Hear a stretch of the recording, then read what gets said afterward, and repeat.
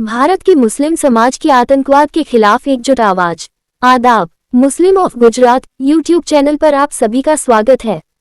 पहलगांव में हुए आतंकी हमले ने पूरे देश को झकझोर कर रख दिया। इस अमानवीय घटना के खिलाफ भारत का मुस्लिम समाज एकजुट होकर खड़ा हुआ है। देश के हर राज्य, हर शहर और हर गांव में जहां भी मुस्लिम आबादी है, वहां के लोगों ने कैंडल मार्च निकाले, दुकानों को स्वेच्छा से बंद रखा और जुमे की नमाज के दौरान काली पट्टियां बांधकर आतंकवाद के खिलाफ अपना विरोध दर्ज कराया। ये कदम इस बात का स्पष्ट संदेश है कि आतंकवाद का कोई धर्म नहीं होता और भारत का मुस्लिम समाज हर हाल में देश के साथ खड़ा है। मुस्लिम समाज ने एक सुर में आतंकवाद की निंदा कर यह साबित कर दिया कि वह भारत की एकता, अखंडता और अमन का सच्चा प्रहरी है। लेकिन अफसोस की बात यह है कि कुछ नफरत फैलाने वाले तत्व इस गंभीर मौके पर भी अपनी नफरत की राजनीति से बाज नहीं आए।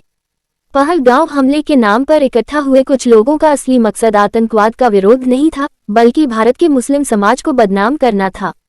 ये लोग भूल जाते हैं कि भारत का संविधान हर नागरिक को समान अधिकार देता है, चाहे वह किसी भी धर्म का हो। जितना अधिकार एक हिंदू को है, उतना ही अधिकार एक मुसलमान को भी है। भारतीय मुसलमानों ने हमेशा इस देश के लिए कुर्बानियां दी हैं और देशभक्ति का परिचय दिया है। फिर भी कुछ गिने चुने लोग नफरत फैलाकर ऐसा दिखाना चाहते हैं कि वे ही पूरे हिंदू समाज के प्रतिनिधि हैं। हकीकत यह है कि हिंदू समाज का बहुमत आज भी भाईचारे, इंसानियत और न्याय में विश्वास रखता है। लेकिन जब वे चुप रहते हैं, तब नफरती ताकतों को मंच मिल जाता है और वे खुद को पूरे समाज की आवाज बताने की कोशिश करते हैं। मोडासा में आयोजित आतंकवाद विरोधी कार्यक्रम इसका एक उदाहरण है। वहां मुस्लिम समाज ने आतंकवाद के खिलाफ एकजुटता दिखाई, शांतिपूर्वक अपना विरोध दर्ज किया। लेकिन कुछ नफरत फैलाने वालों ने वहीं मोडासा में आतंकवाद के खिलाफ विरोध का प्रोग्राम रखकर जहर उगला और मुस्लिम समाज को अपमानित करने की कोशिश की। इसका वीडियो आप आगे देखेंगे। साथ ही मोडासा नगरपालिका में विरोध पक्ष के नेता हुसैन भाई खल्क ने इस विषय पर क्या कहा, वह भी आगे की वीडियो में प्रस्तुत है। ये बेहद दुर्भाग्यपूर्ण है कि जो समाज आतंकवाद के खिलाफ खड़ा है, उसी के खिलाफ जहर फैलाया जा रहा है। आज जरूरत इस बात की है कि हम सच को पहचानें। देश को तोड़ने वाली ताकतें चाहे किसी भी धर्म में हो, उनका विरोध करना हर हिंदू, हर मुसलमान, हर भारतीय का फर्ज है। भारत की असली ताकत उसकी विविधता में है, उसकी गंगा जमुनी तहजीब में है, उसके आपसी प्रेम और भाईचारे में है। आइए मिलकर नफरत को हराएं और अपने प्यारे भारत को एकता, प्रेम और भाईचारे की राह पर आगे बढ़ाएं। नफरत नहीं, मोहब्बत चाहिए। नफरत नहीं, एकता चाहिए। पूरा वीडियो जरूर देखिए। पहलगांव में आतंकी हमला होता है, यह केवल आतंकी हमला नहीं है, मुस्लिम इस्लामिक प्रेरित जिहादी आतंकवाद है। और यह आतंकवाद स्थानीय मुसलमानों के सहकार के बिना कभी भी संभव नहीं है। कश्मीर के मुसलमानों ने पाकिस्तानी इस्लामिक जिहाद को पनाह देने का काम किया है। इसलिए मैं कहना चाहता हूं, भारत के मुसलमानों को अब हद हो गई। एक भी हिंदू प्रताड़ित हुआ तो कश्मीर का उत्तर मोडासा गुजरात केरल में मिलेगा, और कहीं पर हिंदू प्रताड़ित हुआ तो मुसलमान भी पूरे देश में सुरक्षित नहीं रहेगा। आतंकवादी आते कहां से है प्रश्न उठता है। ये आतंकवादी पैदा कहां होते हैं? तो आतंकवाद पैदा करने का रास्ता सीधा कुरान हदीस में जाता है। कुरान हदीस के आधार पर मदरसा चलती है। 7 साल के निर्दोष बालक को जब 17 साल का होता है, तब हिंदू काफिर लगता है, उनको मारने के लिए, जिहाद करने के लिए दौड़ता है। इसलिए मैं भारत सरकार को कहना चाहता हूं, आतंकवाद बंद करना है तो तुरंत ही कुरान और हदीस पर प्रतिबंध लगाया जाए और मदरसे पर ताले लगाए जाए।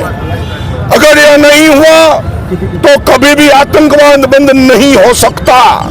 इसलिए पाकिस्तान को प्रेम की भाषा में नहीं, टैंक लेकर इस्लामाबाद की छाती पर भगवा गाड़ने का काम होगा तो यह मुसलमान पाकिस्तान के शांत हो गए। इसलिए देश देश में यह विरोध हो रहा है। हिंदू जग चुका है, मैं अंत में इतना ही कहना चाहता हूं, ये बंटवारे के समय का हिंदू नहीं है, यह 2025 का हिंदू है। यह सभी मुसलमान कान खोलकर सुन ले। जम्मू काश्मीરના પહેલગામમાં જે આતંકી હુમલો થયો અને જે ક્રૂર અને અમાનવીય પીડાદાયક અને એક આઘાતજનક આ કૃત્ય છે, અમે તેને સખ્તમાં સખ્ત શબ્દોમાં વખોડીએ પણ છીએ। મોડાસા શહેરના અને તમામ ગુજરાતના અને દેશના મુસલમાનોએ આ ઘટનાને જે રીતે પણ વખોડી શકાય એ રીતે વખોડવાનો પ્રયાસ પણ કર્યો છે। શુક્રવારના રોજ જુમ્માની નમાજ કાળી પટ્ટી બાંધીને પણ એક વિરોધ પ્રદર્શિત કર્યો। મોડાસા શહેર એક દિવસ માટે શુક્રવારે બંધ કરીને પણ વિરોધ દર્શાવ્યો। તમામ મુસ્લિમ સમાજના ધંધા રોજગાર બંધ કરવામાં આવ્યા, અન્ય સમાજના ધંધા રોજગાર પણ બંધ રહ્યા અને અમે આશા રાખીએ છીએ કે આવા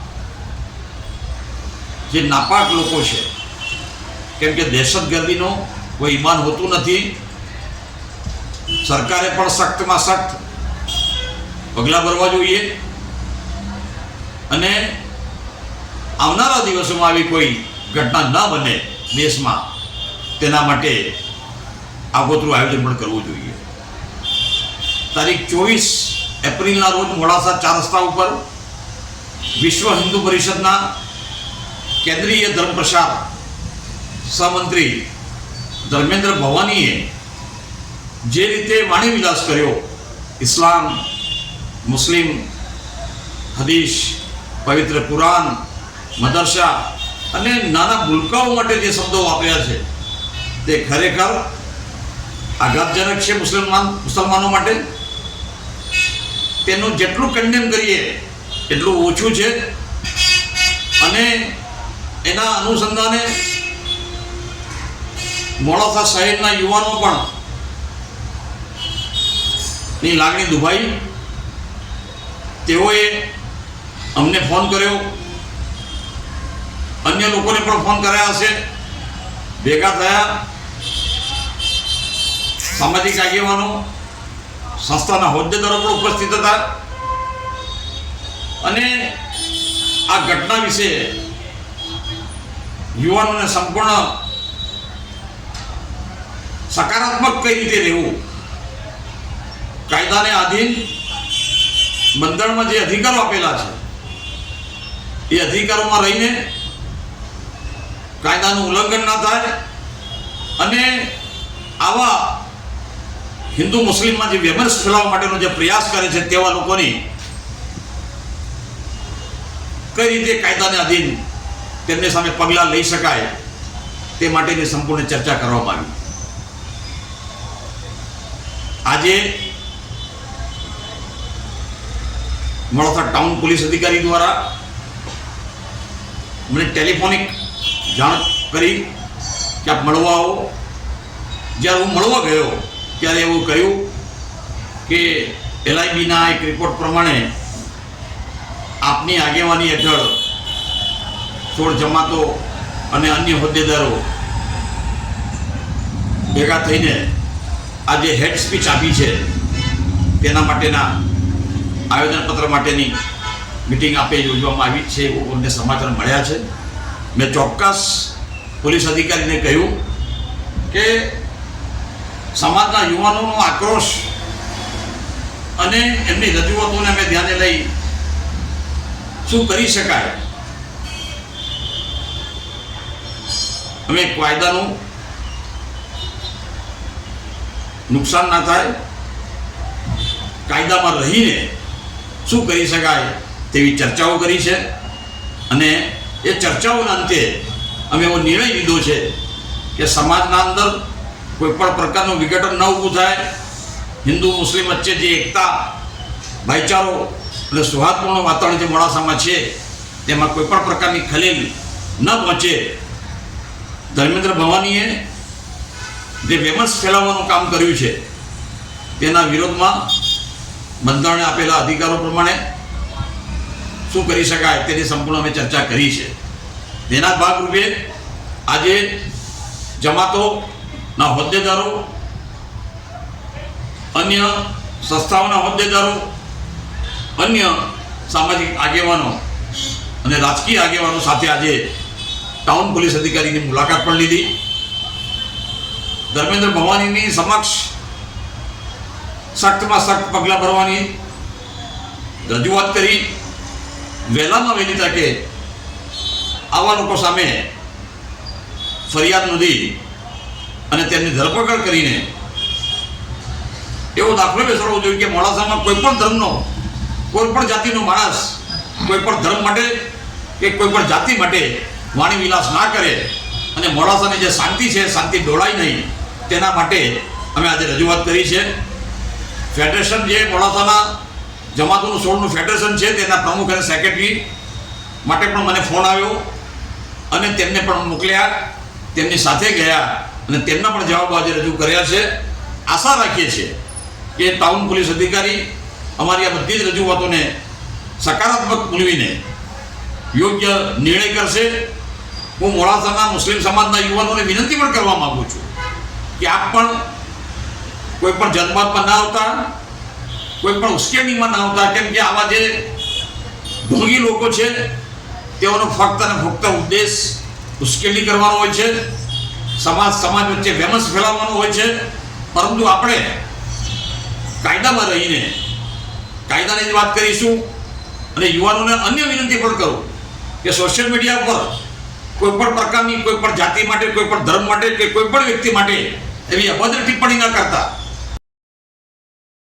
अगर आपको दिलचस्प और जानकारीपूर्ण वीडियो पसंद हैं तो हमारे YouTube channel Muslim of Gujarat को अभी सब्सक्राइब करें. वीडियो को लाइक करें और ज़्यादा से ज़्यादा शेयर करें ताकि हमारा संदेश दूर दूर तक पहुँचे. आपका सपोर्ट हमारे लिए बहुत मायने रखता है. शुक्रिया.